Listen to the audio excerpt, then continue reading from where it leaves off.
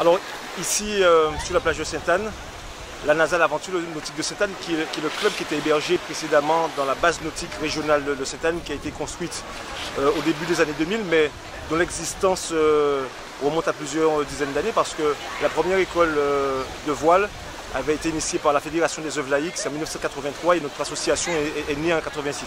Elle a changé de nom depuis pour s'appeler NASA et pour reprendre en 2020, début 2020, la gestion de la base nautique.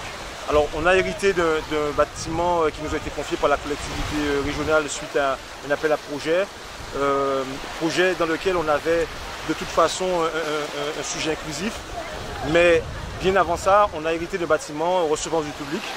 Et donc ce bâtiment recevant du public devait répondre à un certain nombre de normes concernant l'accessibilité des personnes à mobilité réduite. Donc on a trouvé une situation déjà aux normes, mais qu'il s'agissait de renforcer, d'actualiser pour la rendre encore plus efficiente, parce que l'objet pour nous ce n'est pas seulement de répondre à une réglementation, c'est d'être efficace dans l'accueil de nos adhérents, des usagers de la base.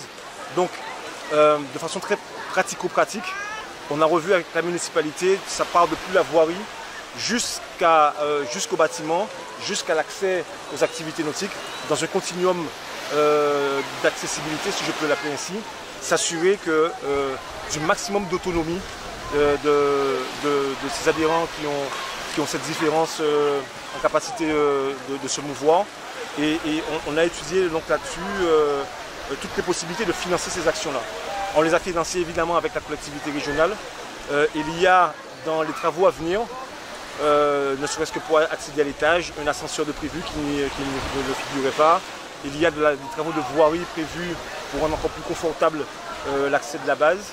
Et surtout, nous, on a travaillé avec un certain nombre de partenaires privés, comme la FDJ, comme d'autres partenaires, aux solutions opérantes pour notamment s'assurer d'une transition, de transfert de ces personnes-là sur l'eau. J'ai rencontré il n'y a pas très longtemps le président Losbar sur cette question de la mobilité, du handicap, et l'installation que l'on a validée il n'y a pas très longtemps avec les différentes autorités, la ville de Sainte-Anne, la direction de la mer, va être aménagée dans ce sens-là où on devra s'assurer de leur accessibilité. On a encore quelques travaux à faire.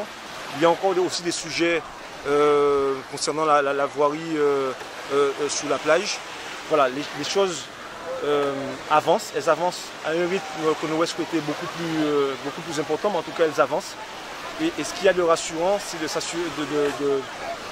s'appuyer sur des gens, sur un certain nombre de compétences en interne et sur un réseau de collaborateurs, des associations, des personnes expertes qui viennent éclairer les solutions que l'on a adoptées pour les rendre totalement efficaces.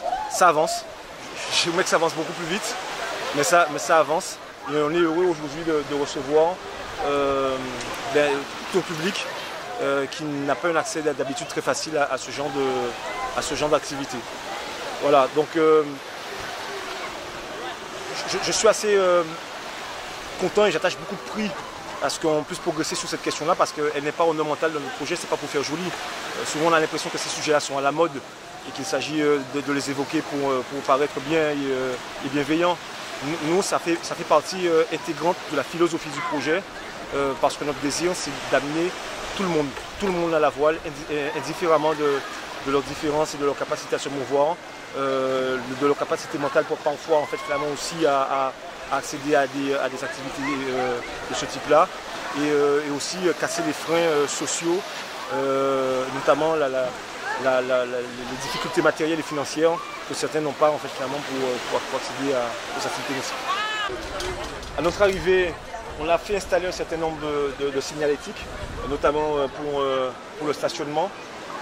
On a préparé des aires de stationnement, d'arrêt et de transfert pour les personnes justement en fauteuil par exemple. Mais on doit encore travailler à améliorer. Le rond-point ici, dans le cadre du plan Océan, normalement devra disparaître. Il y aura un réaménagement, un véritable espace de dépose minutes pour les personnes à mobilité réduite. Et un véritable aménagement sera pensé pour que, à partir du moment où la personne est déposée dans l'enceinte, en tout cas aux abords de l'établissement, elle ne rencontre aucune difficulté, qu'elle puisse être aussi autonome. L'autonomie, c'est un véritable enjeu, je sais, du handicap.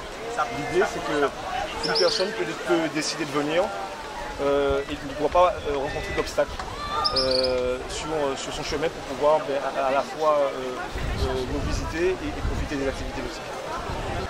Toute cette portion de trottoir sera démontée et sera revue de façon à avoir une transition douce sur le parvis de la base nautique. Et puis nous on va travailler à des tapis de transfert et ensuite à cette zone de ponton qui nous permettra avec pourquoi pas une potence de transférer une personne à mobilité réduite.